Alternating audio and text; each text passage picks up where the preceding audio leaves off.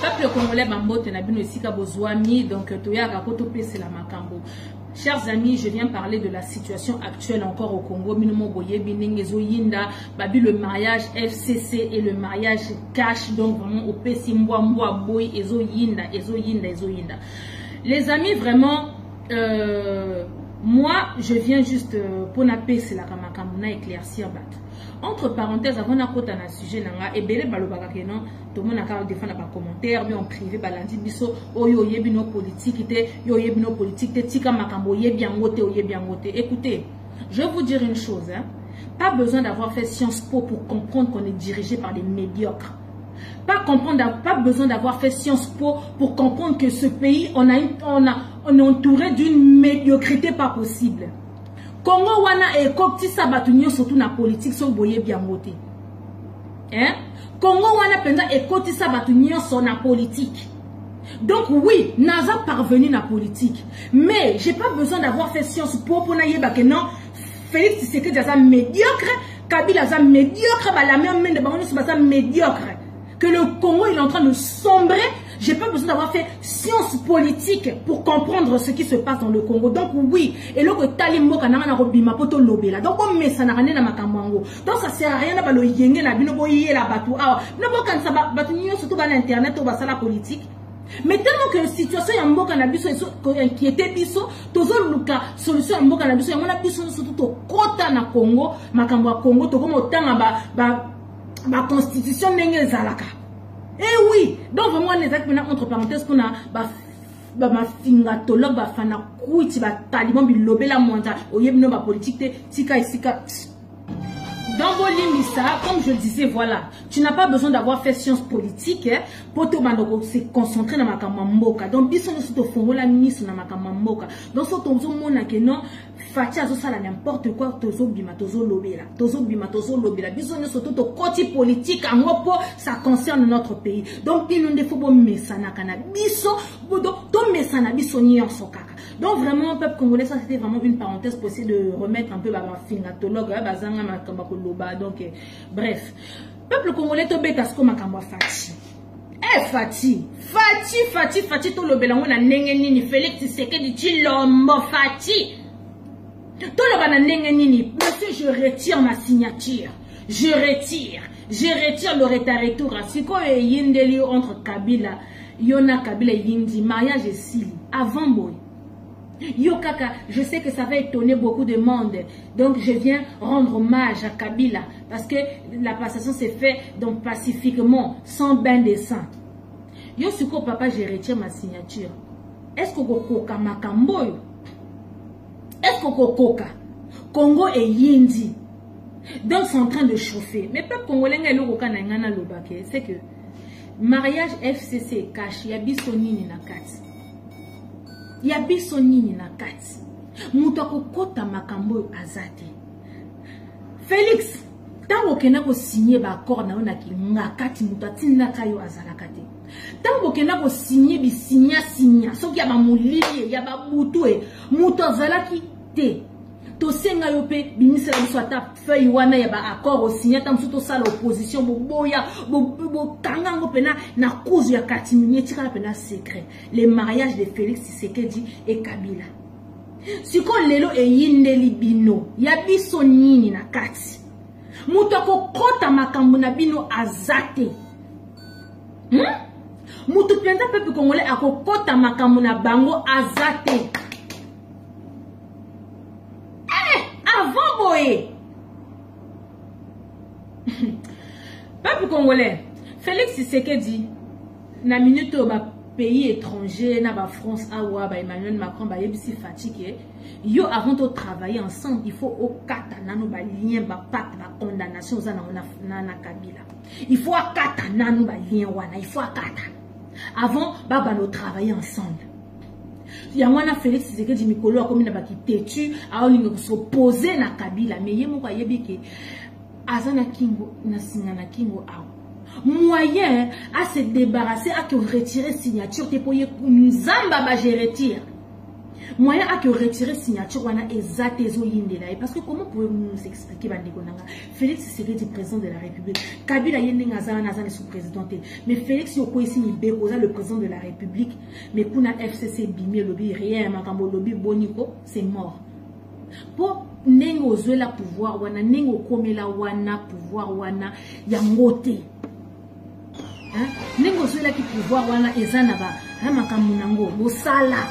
Donc, Nélo Félix, tu ne peux pas venir devant les gens au salaba qui t'étudent na yo pour bandoloba que non, je dis ceci, je dis cela. Papa, Ozana Singana Kingo, papa Signa Nina Mona Kabila. Lélo Kanyo na Kingo, Lélo, tu ne peux plus rien faire. Soko Lobi Boye, Kuna, FCC Bimi et contredire. Finalement, il y a combien de présidents dans ce pays? Ceux qui te lobby que c'est Kabila qui dirige tout et oh, c'est du n'importe quoi. Ceux qui te lobby que c'est Kabila le vrai président de la RDC. Oh, vous dites n'importe quoi. Si comme Makamotozo Mona, oh, le premier bras de fer et bandit. Hein? En plus, dans le Bible, nous battons UDPS. Bozanga Sonia. Les lots ont réclamé la vérité des urnes. Ba raconter les voix. Mais Bozanga Sonia. Bon, moni, hein? Si vous voulez qu'on recompte les voix des sénatoriales, on va recompter aussi de la présidentielle. Donc, ça veut dire que tu peux recompter ma voix niance. On verra maintenant c'est qui les vrais gagnants. Bon, moni, eh, papa Titi doit se retourner dans sa tombe. UDPS c'est Koufi Bandeko. UDPS c'est Koufi. Félix Tshisekedi dit Lombo. Moi, na Bilakeli Mabe. Moi, na Sony. Baby Siko. UDPS parti à battre. Si vous avez dit que vous avez d'accord, vous avez signé vraiment na Kabila Fati. Ezalaka nini? Ezalaka nini yango? Ba accord vous avez signé. Yo organisi que nengo salela biso ba buzo ba no sala na Genève wana je retire ma signature. Tu crois que tu vas faire pareil avec Kabila?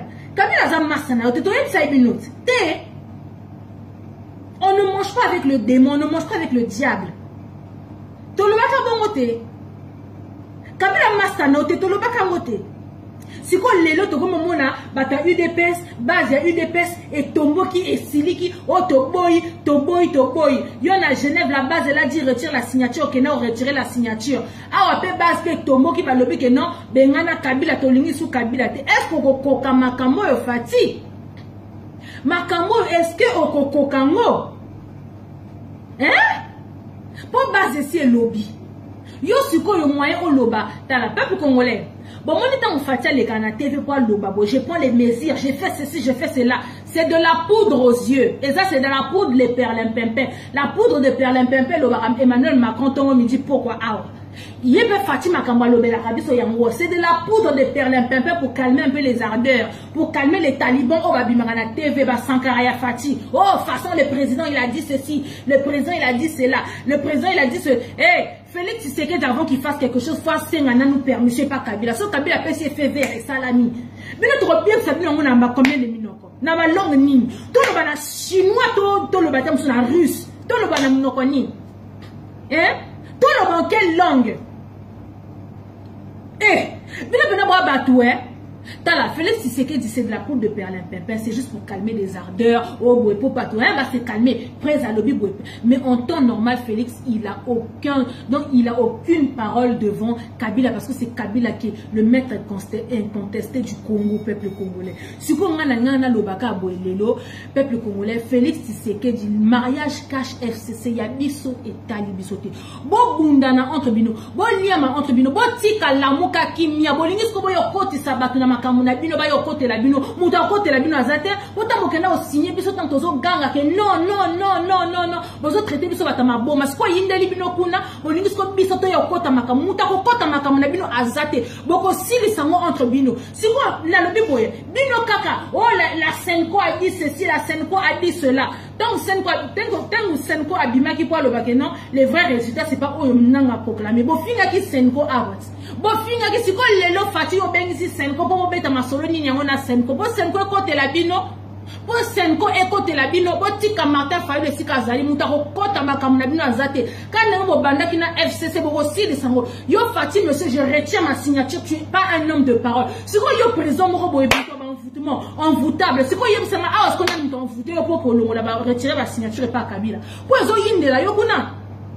ezoyin tala peuple congolais bon moni ba aventure au ba taliban ba so sala na internet ba loba ba leka ko sala ba vidéo ya tongo miti popo eza de la poudre aux yeux bon vana na bino Félix Tshisekedi yemoko kaka oh je vais prendre les mesures on va entraîner les députés à la justice article 106 alinéa 1 il n'a pas le droit de toucher aux députés article oyowana akeli susu oh et tout alwinini. Voilà, on va mener sur les enquêtes et tout, ma corruption.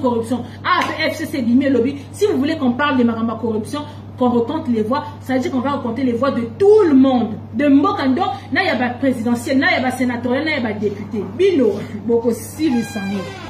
Hein? Moutako kote la bino azate. Bo débrouiller, bo kanenge bo bandaki ba mariage na bino ya mulili bo salaki, bande konanga bo yebi contrat wana ba accord Fatia signaka na Kabila.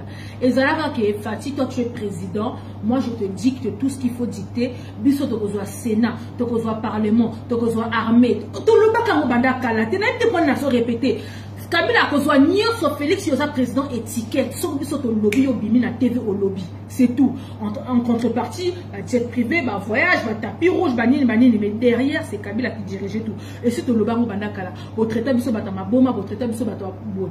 Siko fatini ngazana tellement que yemo yema kamakene o signé na Kabila. Siko batuba o ba ceinture na ye batu na ye bazo loba. Oh mais président makamuni ngozo sala. Ya mwana zo sopaye aleki na TV à lobby oh je dis ceci, oh je dis cela. Bon mon até que soka lobby ka eloko FCC Bimi est contrecarré. FCC Bimi est contrecarré. FCC Bimi est contrecarré. Bazo contrecarré pour l'animation expliquer.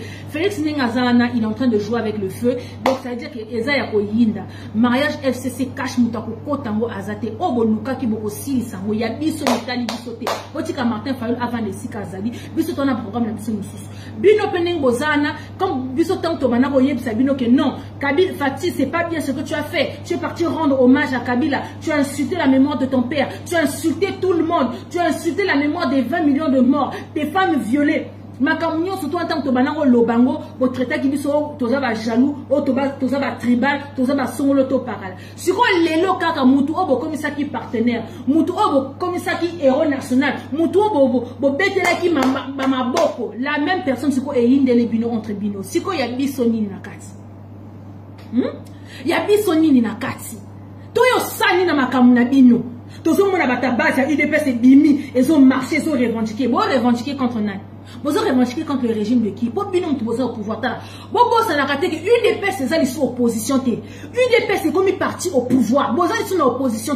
C'est quoi tous on a besoin de silica, besoin d'asuka, besoin de marché, besoin de bomba, ba policier, ba kabobe, ba camion surtout besoin de salawana. Na but ni. Pour destituer nani, à part Félix Yemoko, pour destituer nani. Comme c'est vous qui gérez tout. Félix Tshisekedi Okotuna Bitakuira, c'était pour vous la Maserati de la presse congolaise. Ingeta Kakabo.